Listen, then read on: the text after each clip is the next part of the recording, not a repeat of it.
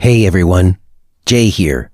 This is a last call to get in on the new group starting for my teacher training on October 21st. If you are a teacher who is looking to reignite your inspiration, or a practitioner who's feeling a calling to a deeper inquiry, I invite you to check it out, see if the program makes sense for you. It's designed to adapt to your individual needs and be flexible enough to fit into our lives, so it can feel like a support rather than a burden. If that sounds like something you're interested in, then again, there's a new group starting on October 21st. I encourage you to join. You can find out more and register at jbrownyoga.com/training.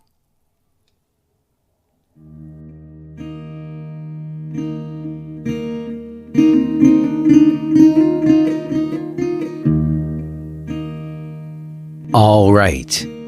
The time-space between me hitting record and you hitting play has been bridged. Here we are. This is Jay Brown Yoga Talks podcast. My name is Jay Brown. Welcome to you, whoever you are, whether you are a new listener or a returning friend. I greatly appreciate that you're putting your attention here. I hope this finds you doing well. Speaking of whoever you are that is listening to this right now, earlier this week I was reflecting on who you might be. And the reason was I had an interesting colliding of worlds happen. You see, the new yoga center has been open for 2 weeks now. And if you're new to this show, I opened a yoga center a couple weeks back. You can listen to previous episodes where I talk about stuff.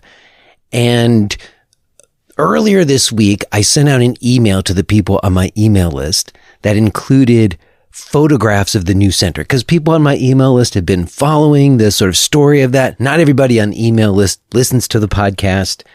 And a lot of the people on the email list are people who donated to the fundraiser to help make the center happen. So it was like an update. I wanted them to see what their help has gone to contribute to. So I sent out the email with all the pictures, and I mentioned in the email that if you wanted to hear me talk about how the first week of classes went, then you could listen to the intro and outro of the podcast this week, because last week I talked about that. What I didn't really think about is that the new students from the center, the people who have come in that first week, I put them on the email list. I asked them if they wanted to be on it, and they gave me their email address, and I put them on the email list. So a few of those people got the email that had all the pictures, and they ended up clicking through and listening to the intro and outro. And one of those people was someone I referenced. I talked about a new student who had emailed me last week, and that person listened to me talk about them on the show and then mentioned it to me. And it actually was really beautiful, and it was like a real deepening of our relationship.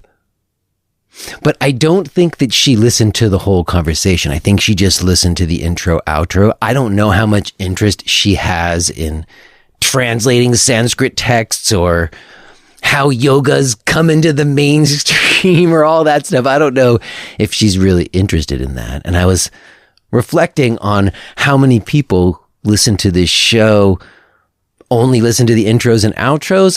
I don't think it's that many. I think most of the people who tune in, especially on a regular, do listen to all the talks. And I was thinking about what sort of person finds it interesting. Like, who cares about this stuff? Like, beyond me, you know, I wonder, like, who cares about yoga in this way that we would listen to these talks, or that I would do them. And it really did connect to this theme that I've been exploring here on the show for the last few weeks of like returning to the roots of things, or returning to patterns that have served me before, or like the essence of why I'm teaching yoga. And there's maybe more to say that there's some interesting observations I made. But first, I guess I can just give you a little bit of a quick update on how it went. Pretty good. There was the same exact number of people came this week as last week. Not all of them were the same people. There was new people who came and some people who didn't come back, but was the same number of people. And if I'm really honest about it, if we're going to be real, it is basically exactly half as many people as I need to like break even on the expenses. So, you know, it's the first 2 weeks. I don't have any grand expectations. And the fact that there's people coming and we're even that far already, I find encouraging. So, you know, we're plugging forward. I'm getting a lot of really good feedback from people who are coming, and I do think the word's spreading around a little, so we'll see how it goes. But as I said, it really has been a return to like the essential reasons, the really basic thing of relating to people. And as I find myself again in a teaching situation that I feel like I haven't been in a long time, this like people I've never met before showing up and me hoping to ingratiate them to the practice that I'm doing and teaching, I really am so aware of what teachings have continued to serve me. Like, what are the tried and true things that prove to be effective in that purpose of wanting to share in yoga with people?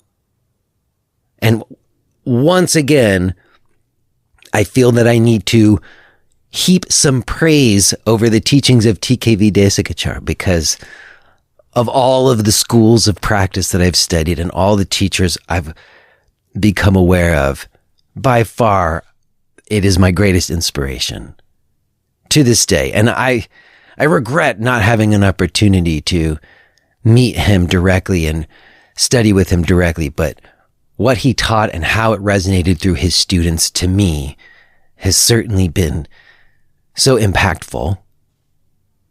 And that's why I'm so very happy to have as a guest today, Nrithya Jagannathan, who is the director of the Krishnamacharya Yoga Mandiram. And if you recall, I had a couple of instructors from the KYM recently. Sheila and Ravi were here, and we talked about Vedic chanting and a few other aspects of TKV Desikachar's teaching. Well, today, I'm very happy that Nrithya is here to fill us in on what I think is some important history and some important perspective on many of the questions that I've been asking of late. So very, very happy to have had this opportunity to speak with her, and it is my pleasure to be bringing it to you today. Real quick before we get to it, let me mention that if you enjoy the show and you would like to connect with me in other ways outside of just listening, there's opportunities to do that. There's ongoing live classes and a weekly discussion group. There is an upcoming teacher training happening in just a few weeks, I think. If you want to get in on that, there's also on-demand videos, and maybe you would like to explore the full-length archives of the show and become a supporter with a podcast premium subscription. All of my stuff can be found at jbrownyoga.com. Okay, y'all, we will leave it there. I will touch base with you on the other side, but let's go ahead and get to it. Let's listen to this conversation that I had with Nrithya Jagannathan.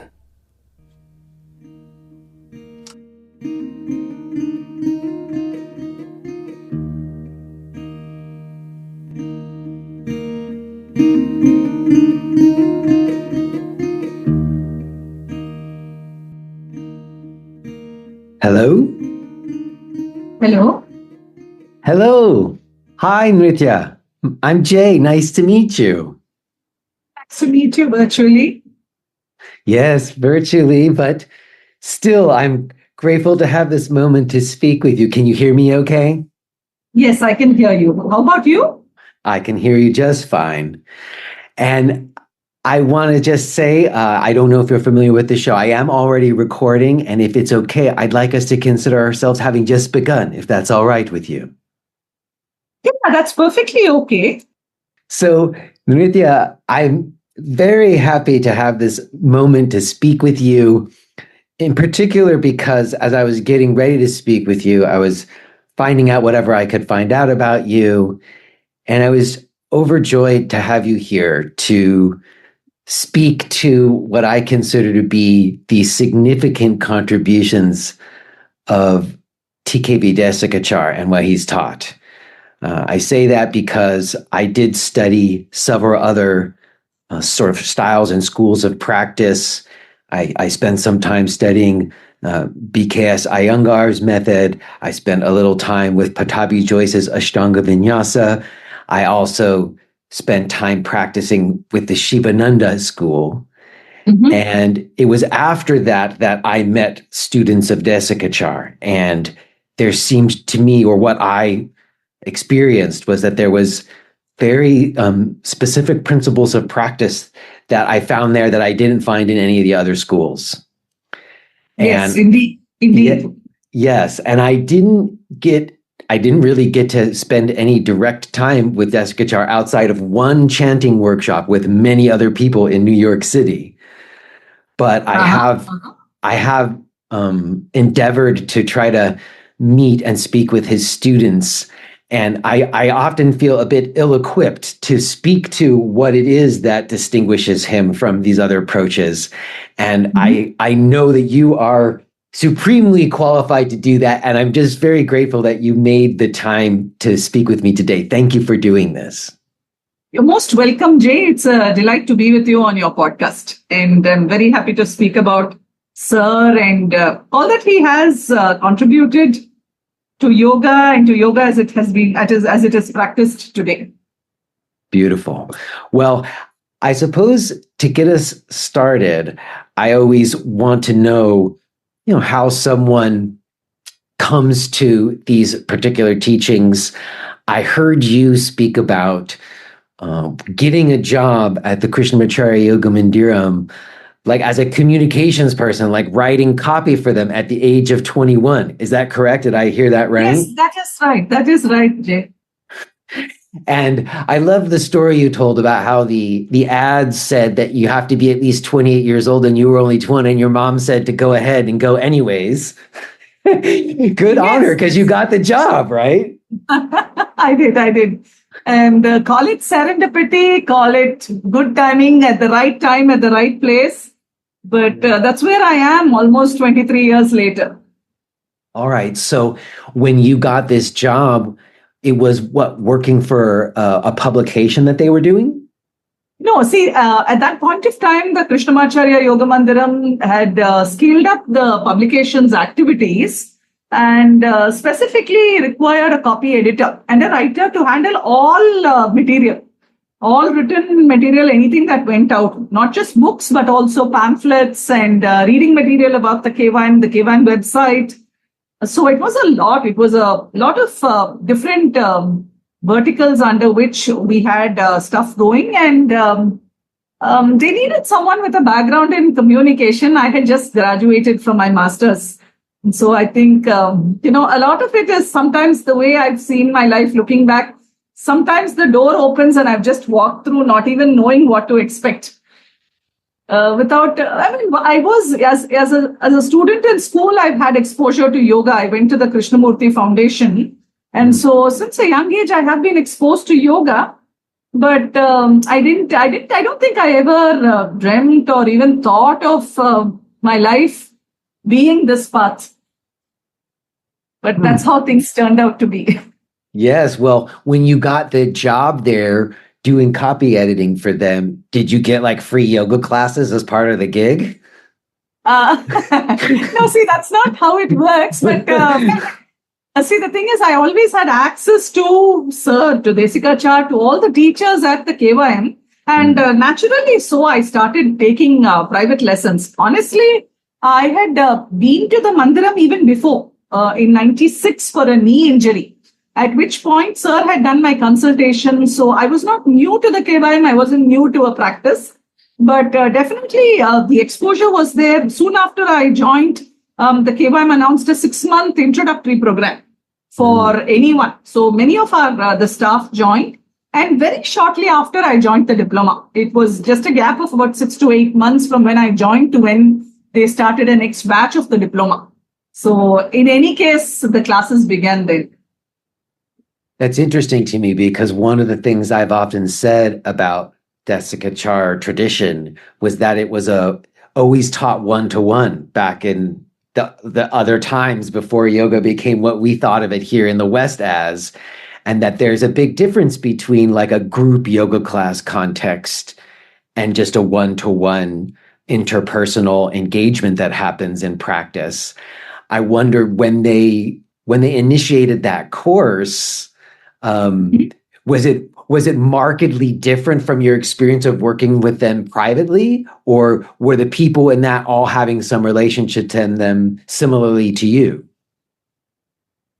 See, the one thing about the KY teacher training course, whether it was back then, I think since the time it was announced and began till today, we maintain the same model.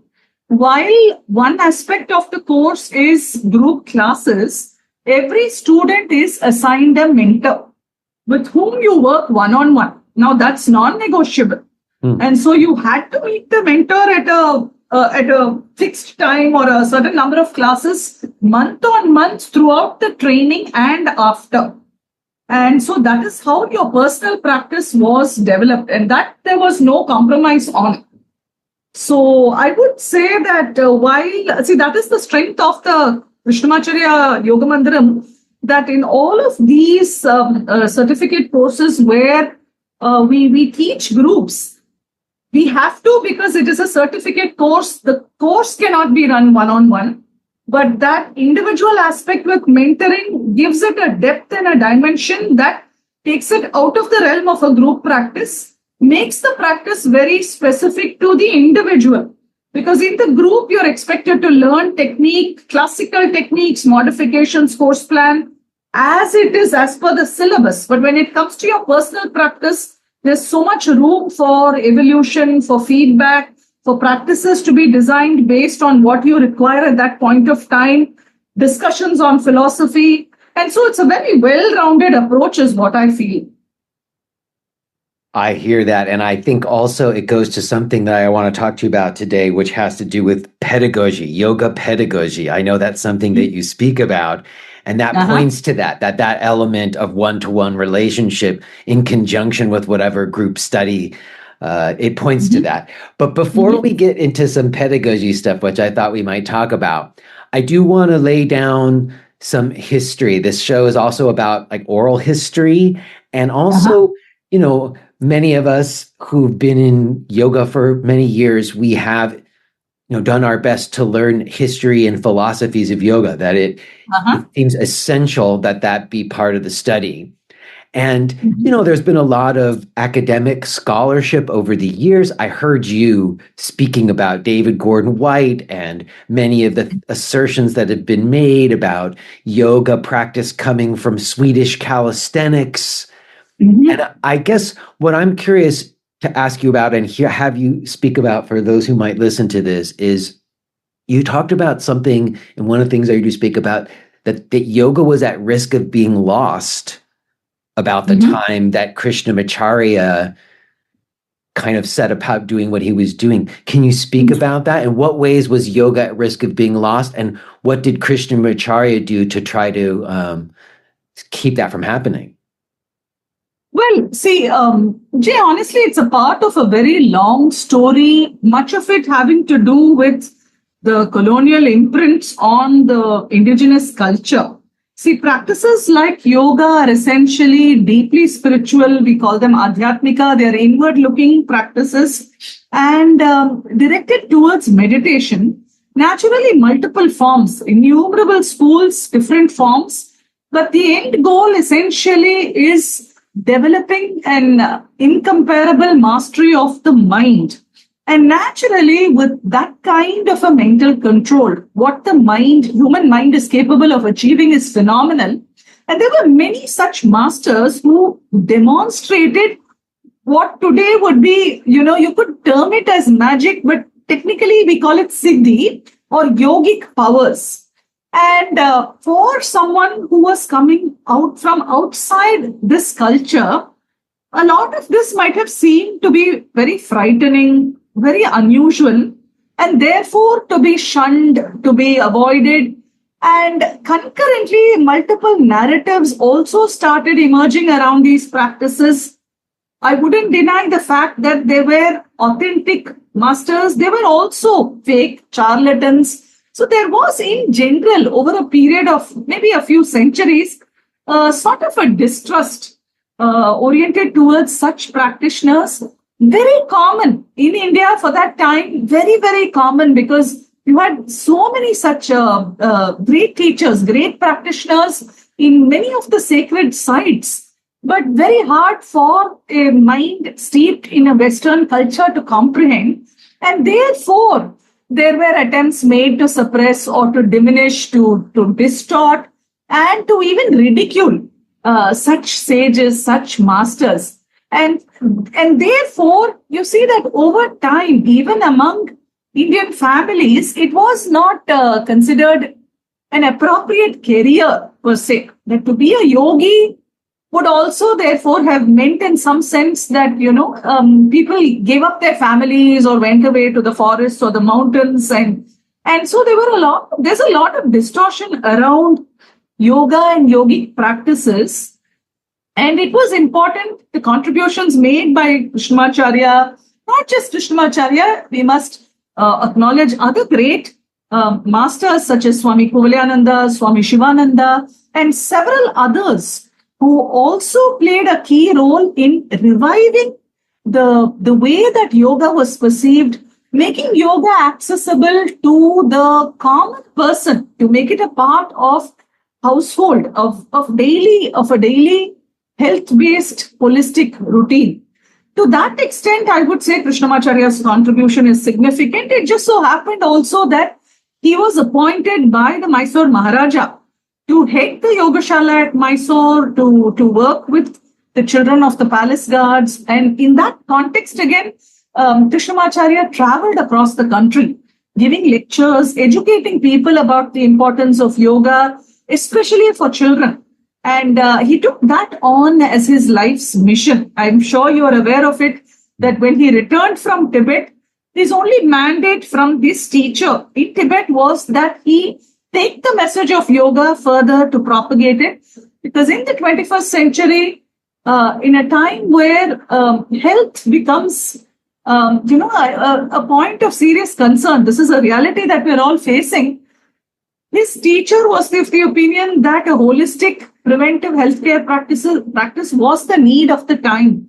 And it was this mandate that Krishnamacharya took up with great resolution, to the point where he even gave up the chance to head the Parakala Matha. Parakala Matha was one of the most very well-known centers for Vaishnava scholarship, for Vaishnava learning in Mysore.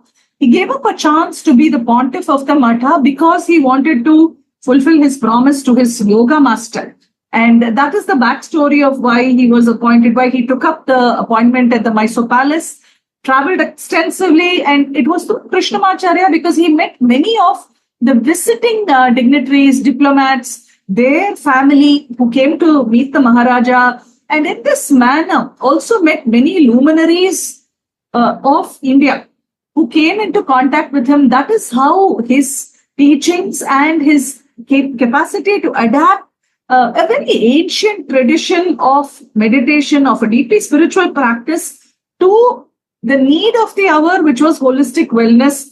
And his contribution specifically is the adaptation of these techniques to suit the need of the individual at that point of time, and therefore to allow for an evolving personal practice. These are unique contributions from Sri Krishnamacharya. Yes, I've heard this story about the directive from Rama Mohan Brahmacharya, and I don't know that everyone knows what a significant choice or fulfillment of promise that was, because he was quite the scholar, as I understand it. And he could have likely gone in many other directions, but choosing to bring yoga to the common person was what he chose. Chose at great, it was not easy, because in fact, who would allow their daughter to marry someone who was teaching yoga for a living? Not easy at all. Not a conventional profession.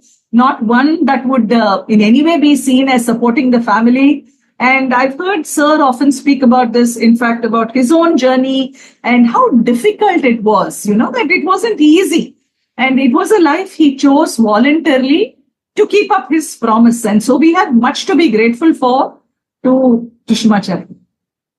Yes, and I certainly feel that to be true in terms of my experience of practice. My mind does go back to some of the scholarship that I mentioned, because I've had a lot of different people on this show, and there are folks who seem to suggest that because there's this sort of like gap in terms of like what was an oral tradition and what was written, and how, Krishnamacharya comes back and is teaching stuff and they can't find written sources for it. So a lot of people say, well, Krishnamacharya just made stuff up. Mm-hmm. And I know that some of that is because, again, there isn't some kind of documentation. I wonder what would your response be to someone saying that Krishnamacharya just made stuff up and that what he did came from Swedish calisthenics? Well, first of all, what I would say is absence of proof is not proof of absence. Yes. And what is very important for us to understand when it comes to the textual traditions of India is that you can't expect chronology, a sort of a series of literature following a particular timeline. We are still debating about the dating of the Vedas, the dating of the Bhagavad Gita, the dating of the Ramayana. This is still a debate in progress. And there are so many attempts being made to arrive at a fixed date. This is proving to be an uphill challenge. Now, that said, we must remember that much of the practices, whether it is yoga, whether it is other arts and practices, were under threat, you could say, because for over 1,000 years, India was under wave after wave of invasions. Libraries were lost. Entire libraries were burnt, razed to the ground. Honestly, we don't know what survived, what didn't. What we have as manuscripts on yoga or many other traditions as well is still only a fragment of what was. Till today, there are manuscripts, many manuscripts. I'm not speaking in small numbers, thousands of palm leaf manuscripts that still lie untranslated, undeciphered, not just in libraries, but in private collections across India. So very honestly, to look for a particular sequence is difficult when it comes to recording Indian knowledge systems. Secondly is the idea of what we call the transmission from teacher to student, and therefore a transmission that is based only on the teacher's assessment of a student's readiness to receive certain kinds of teachings. Specifically so with teachings of yoga, which when taken up in great seriousness, give you tremendous power, even more so that it makes sense that many of these traditions literally went under the radar, passing on from teacher to student for generations. This is another aspect that I must say. Thirdly, the fact remains that even before the entry of the colonials into India, before India's exposure to the Western world, India has had a thriving martial art tradition that goes back millennia. Martial arts, archery, all forms of warfare, strategy, defense strategies. And so as a culture, the people of India were very, very well positioned towards physical culture. This was something that was taken very seriously in the Gurukulas of the past. And so you cannot deny at all the fact that India has a very, very long-standing history of physical culture, to which Krishnamacharya would have also been exposed to. And so while it is possible that in his interactions with many people at the Mysore Palace, that he might have come across other new traditions, newer systems, I don't think that is proof enough to show or say that Krishnamacharya only copied from Western calisthenics. I think we have a sound enough knowledge base that is well capable of standing its own ground. And that is the knowledge base from which Krishnamacharya seems to have drawn upon. Why am I saying this? Because you have ample references to practices of yoga, ample sculptural evidence of yogis in very different postures. You have subtle references in texts that are not even connected to yoga, but indirectly. For instance, texts like the Natya Shastra, which speak about very, very precise positions that could not have been taken up unless that performer was also a practitioner of yoga. And so I think the problem is that we are missing the wood for the trees, and that we need to have a much more holistic 360-degree perspective, because so many of these teachings are also encoded not necessarily in documented literature, but you will find them in folk songs, in folk stories, in tales. So the stories are everywhere. The symbolisms, the allegories are everywhere, but you just need to know where to look, and a mind that is open enough to accept that there are unconventional methods of recording important data. And the fact remains that yoga is Anushasanam, and even in the Yoga Sutra, Patanjali does not give us technique. Technique comes up only in later texts. Even there, it is limited. Even if you take the Hatha Yoga Pradipika, very, very limited number of postures, very limited commentary on how the posture has to be done. It's very just bare bones literature is available when it comes to technique. The reason being, it had to be learnt from face to face from a master. Yes, I think that's true, what you've said. And it feels so much to me like when like atheists try to talk about God or write about God, and you have academics writing about yoga, sometimes they're looking at it from a perspective of yoga being limited more to its physical aspects. And I don't think anybody disputes that Krishnamacharya's scholarship was very real. He didn't make any of that up. So I appreciate you laying it out so clearly there for us. I suppose the other question I have about Krishnamacharya and his teachings, and specifically the Mysore Palace times, is, some of his students from that time went on to be the other considered master teachers, and yet they taught very different things. And some of those other approaches are somewhat like harsh in terms of the physicality, like even like hard physical adjustments. And over the years, people have really come to question that. And then those figures themselves, in terms of their own abusive behaviors.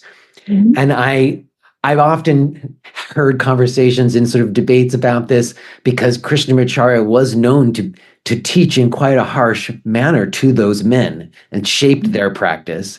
But at the same time, he also taught Indra Devi in a very different way. And I've heard some people talk about this as an evolution in his teaching, as how he was teaching in a certain way at Mysore, but as he got older, things evolved. And I'm wondering if you could speak to that at all. Well, see, there are several ideas here that we must remember, that I don't think you could just say that his teachings evolved over time without a seed already existing, without that kind of a broad spectrum exposure to the darshanas, not just to yoga, but to the entirety of the Indian philosophical, Vedantic, Vedic tradition. With that kind of a background, and with his background of coming from the tradition of the Parakala Mutt, I would say it is very diminishing to say that Krishnamacharya only evolved into his practices later. I think the seeds were already there. But we must remember that the time that he was teaching at the Mysore Palace, his mandate was to teach the children of the palace guards. This was the purpose of the Yogashala.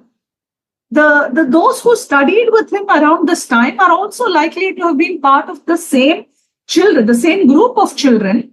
And the fact remains that he was a tough master. He was not easy.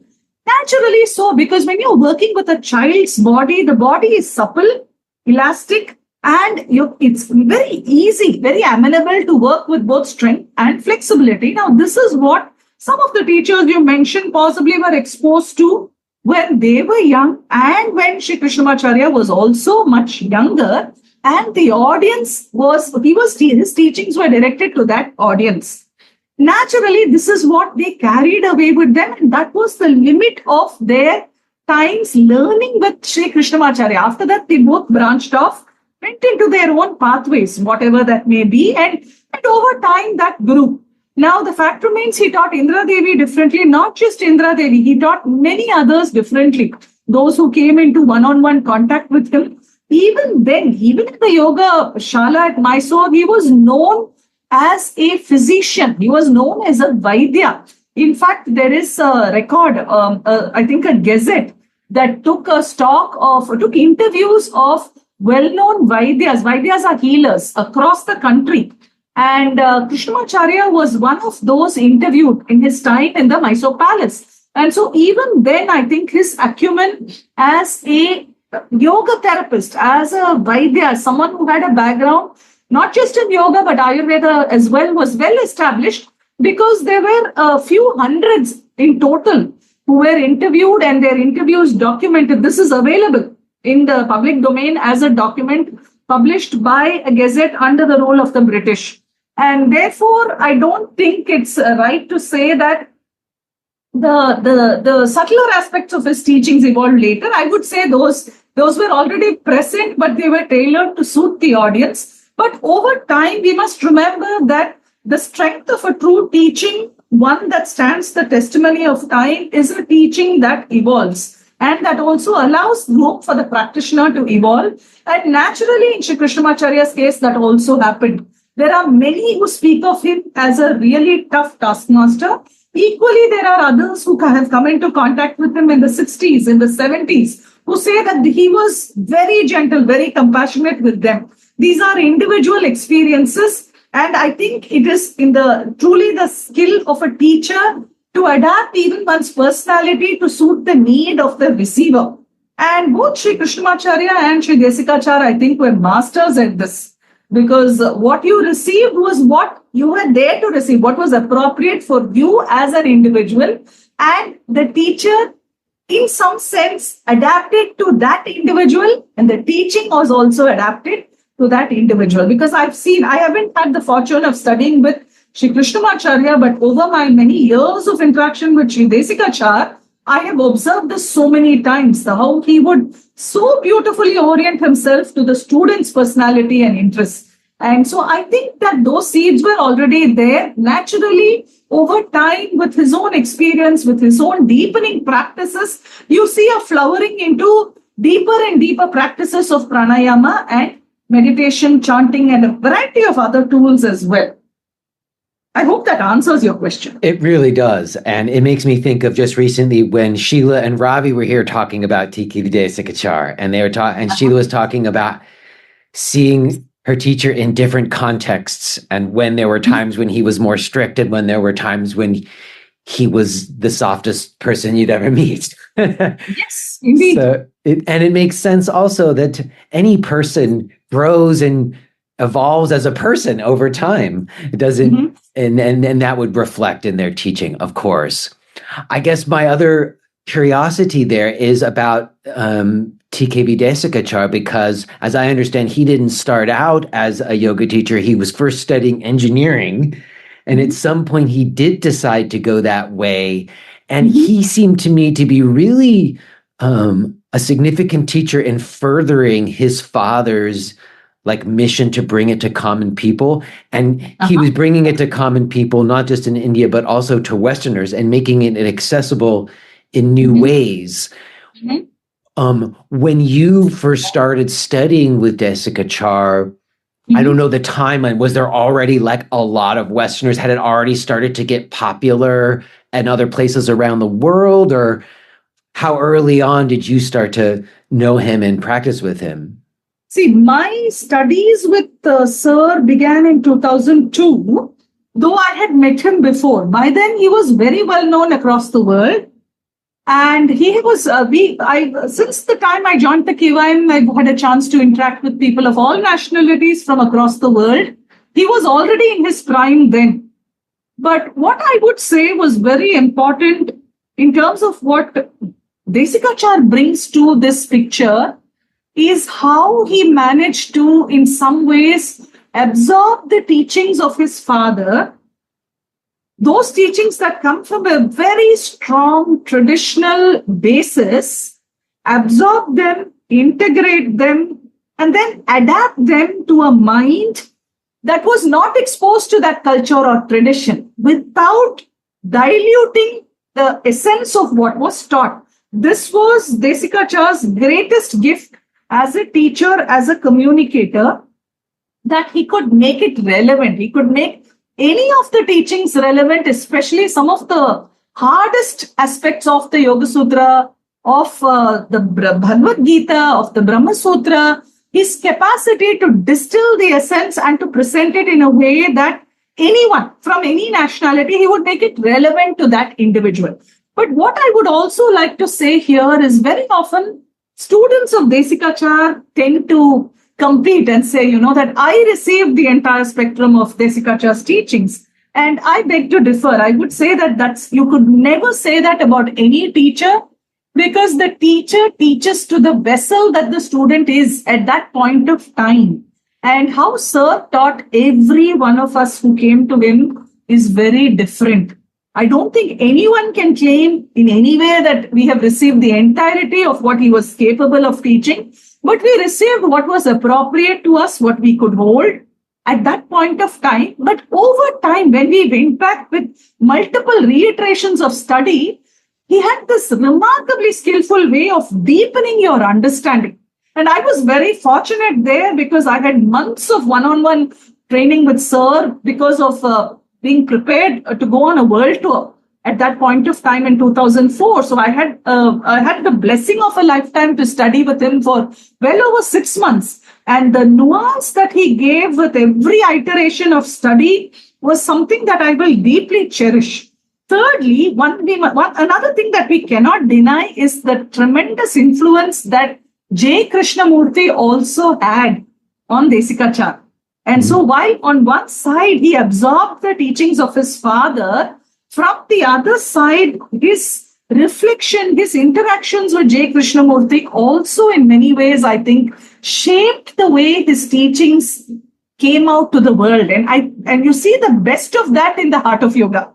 The way he manages to bridge the ancient with the contemporary is a skill that's uniquely his own. And that makes him one of the greatest teachers of this time.